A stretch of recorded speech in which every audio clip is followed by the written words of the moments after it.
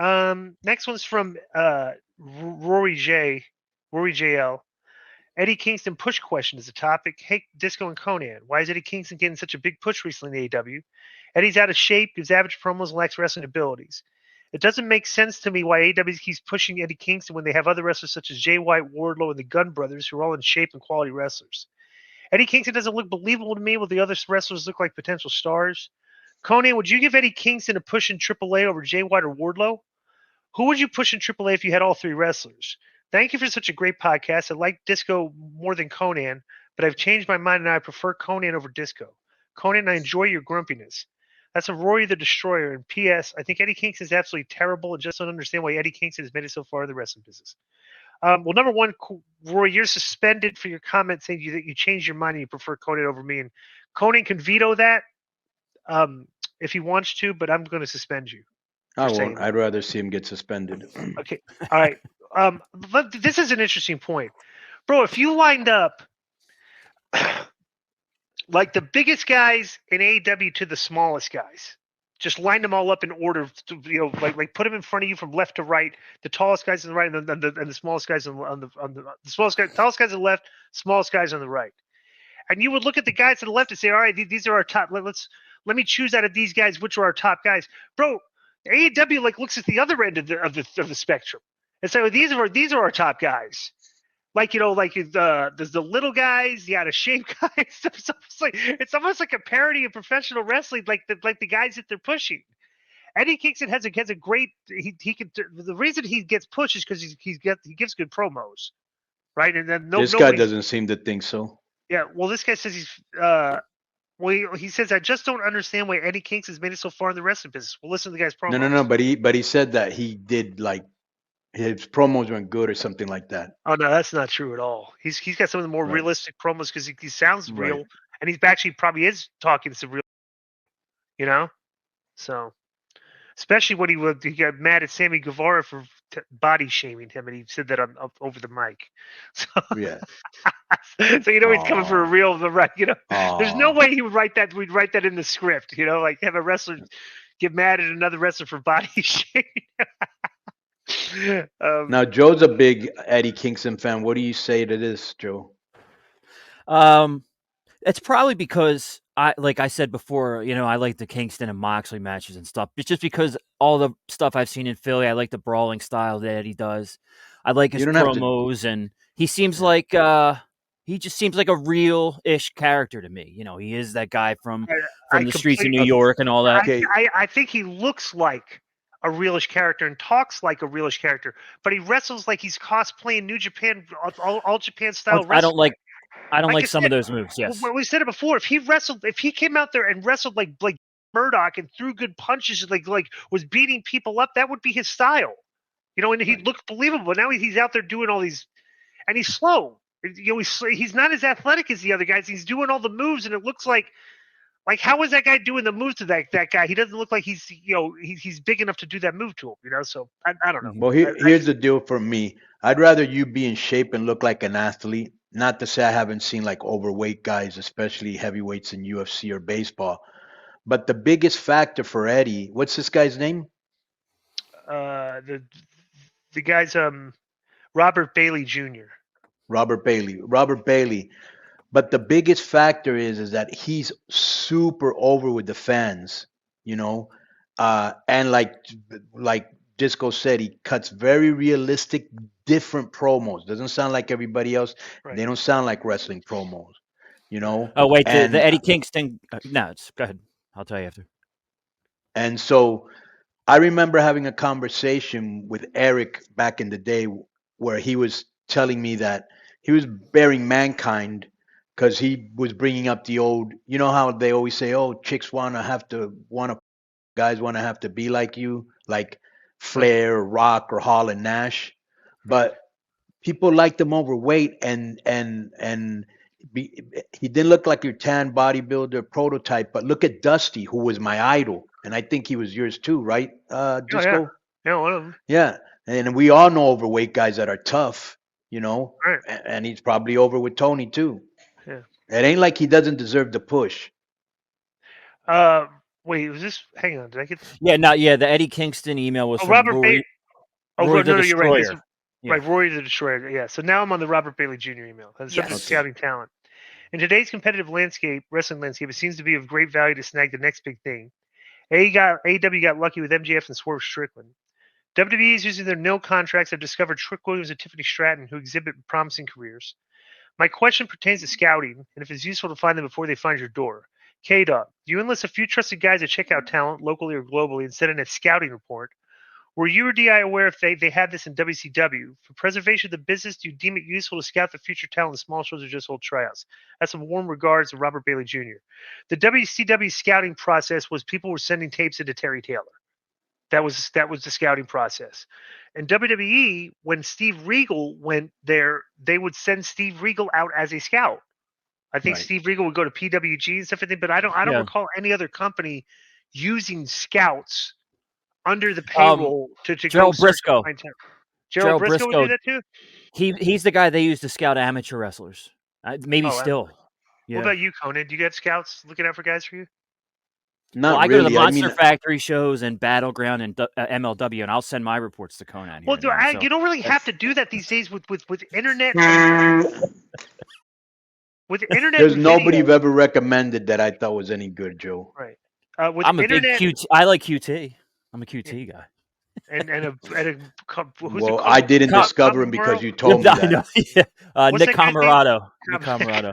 Clutch Adams. Who?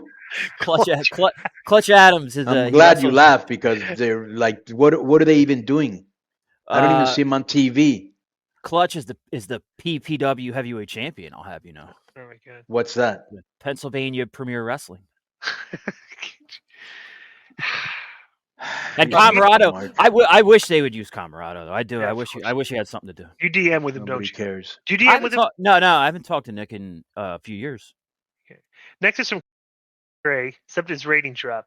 Good day, K100. But let me just say something real quick. People recommend me, and they usually recommend just high flyers, but they don't understand. I also need bases. I also need people that have gimmicks, and I don't have trusted guys. I do it myself. I would say, Disco, believe it or not, that 10% of the people I've used or discovered is someone that somebody recommended because they don't really know what I'm looking for. Plus, another thing, talent means absolutely nothing, bro, if you don't have the correct attitude, the discipline, and professionalism.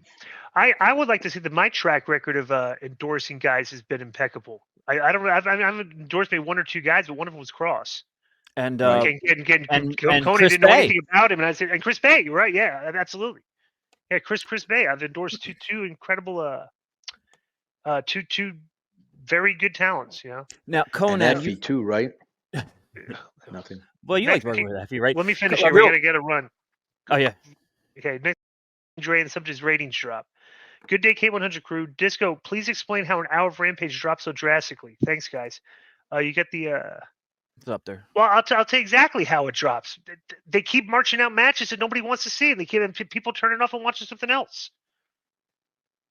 I mean, they put these matches of guys that aren't even really rostered guys, or if they are rostered guys, there were people that were wrestling on the YouTube shows, and they put them out there against like Eddie Kingston or Wheeler Yuta and like these. Plus, you also got to take into account, let me piggyback off of that, Glenn.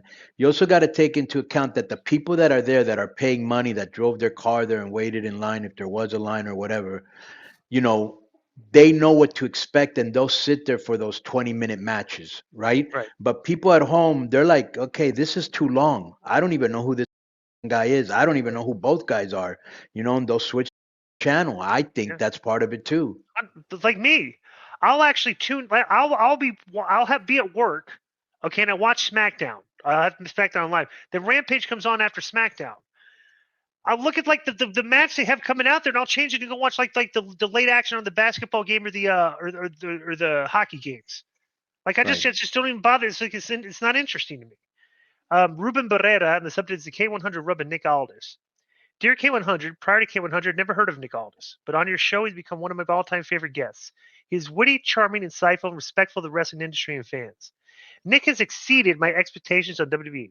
I couldn't be prouder as a K100 listener. Question: who else is K100 gave the rub to, and do these wrestlers acknowledge? Do these wrestlers generally appreciate and acknowledge the K100 rub? Bonus question: which rub do you think is more famous and or delicious, the K100 rub or the disco in the back of Sapphire's Gentlemen's Club? Nothing. Yours truly, Ruben Barrera, proud Patreon member, and suspended for a month. I have a good memory of the wow. Yes, 1 month suspension for that. For Wow. just throwing for just. You know. It's not even a yellow card. I like that. Well, our boys, the 2.0 guys. Well, I have a good memory of the previous and even guys when that we had on. Yeah. Okay, just 1 second. And when I go to AEW, they put us over. Just so you know, they're very grateful. Yeah, that was. And that's great. why they're still on TV doing something. Yeah. If you look at it from the beginning, we're literally, I think, the first guys in the podcast business, or actually, I was the first guy that like watched them work in NXT. Was going like, bro, these guys look like they know what they're doing. They're really, these guys are really good. They were just jobbers, you know. And like, look at what they did after that. They started like, but they were doing very entertaining promos. Entertaining promos and work. Their work was very seasoned and veteran-like, and just a structure. And it stood out with heat, hot tag, but you don't see it. The funniest thing I was just thinking about. Everybody thinks FTR is great. Like, oh, these guys said, but bro, they're literally just wrestling like we used to wrestle back in the day with the formula of like basic tag matches with heat. Right, but since they don't, you don't see that every day, it stands out. It stands out like a sore thumb because bro, FTR went to Mexico, and sometimes people, and I tell people, make sure you have your work boots on, because you come here thinking it's a vacation, the people on you. I'd say that to almost everybody.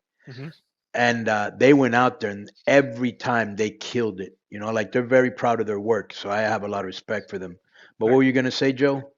Yeah, if you think back as far as the K100 rub, before you even coined the phrase, early days of the show, we had Jeff Jarrett on. Global Force had just not really lit the world on fire. But after Jarrett was on K100, he became a WWE Hall of Famer. He main evented Flair's last match. He was on SummerSlam. He went to AEW. Triple A champion. Hoovy went on to have a big match on Dynamite with Chris Jericho during the time. But Dynamite I didn't give him hot. The rub. That was on his own. That was Jericho's rub. Me and Di give the rubs, and we didn't give it to him. I'll tell you somebody we did give the rub to. And when he came here, he didn't have a job, and he wasn't sure what he was going to do. Road Dogg. Oh yes, right. And Shane Helms. Shane Helms went along to be a producer. Shane Helms ended up good, bro. We're the bridge to success. Right. That's and we're not afraid to give the hex either. Right. Yep. We should actually. Billy Body has a hex, by the way. Right. We should do it. We should do a what do you call it? Have all the people that we've given the rub to and have a T-shirt that says "The Bridge to Success" and have a big bridge. Wasn't it John Morrison who did the show, and then the next show he lost the WWE tag belts? And you said you hexed him. Yeah. All right. Derek Mejia subbed his AEW. Did you guys just watch the Wednesday night show? This is last week. First, they kept the music playing for Jericho so we wouldn't hear the NDA chants. Then they spitefully say we have a 5-minute run over, so set your DVR so you don't miss it with attitude like they're showing us now. Then they have the run over, which is just the Young Bucks coming out and standing there. Everyone just standing and looking around for like the last 5 minutes. The whole run over was just them standing looking around. Between that and the matches on the show that was just thrown together, this could have been the worst show so far. And it did a very bad number. So, but what's this guy's name? Derek Mejia? Joe, try to find this guy's Twitter, okay? And I want you to play this clip so the AEW fans will bury him for being critical and things instead of burying us, because we're not saying anything. That's Derek Mejia saying that. That's not us, right? Yeah. And let me tell you this, and that, like what he just said, that happened last week, is why they get dragged. And then Tony doesn't understand, and he thinks that's unfair and double standards. So, bro, let me tell you something, Tony, my friend, okay? Read the comments and fix it, dude, instead of fighting everybody. Right. A lot of people are telling you something. They might be right. Yeah. On the YouTube, we are accused of being the Jericho Appreciation Society because during this whole thing that's been going on with Chris, we've all had his back kind of. In our perspective, yeah. I've had people we're not saying anything. We didn't say anything about it. I literally said I stand with Chris Jericho. I've got people, some people like tweeting at me and like, Yeah. All three of us have. They must not listen to all the shows, or right. they're just. But They I just could probably give listen what to anybody says. But I'm just saying that Me and Glenn have had a relationship with him for over 20 years. Yeah. Glenn introduced him to his wife. You know, Yeah. I actually sent them to an airport once with a whole bunch of illegal immigrants, which I love that.